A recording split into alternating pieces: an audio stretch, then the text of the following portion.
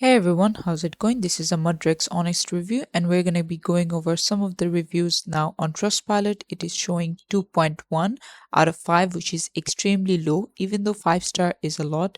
Let's look at some of the 5 star that it says. I've been using it. It's the best way of investing in cryptos for newbies. It's a great platform for anyone serious, logical trading system. Now, all of these seem, in my opinion, a lot like paid reviews. If we read the 1 star reviews, you'll see that your money would be frozen, scummy fees, things like that.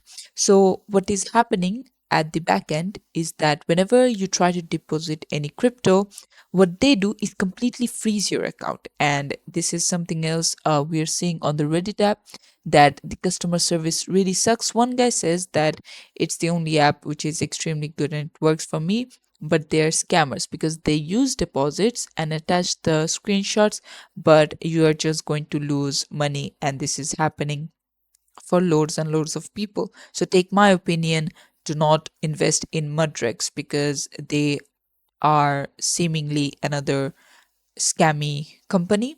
And this is it for the video. Thanks for watching. Please leave a like and subscribe for more tutorials like this, and I'll see you guys in the next one.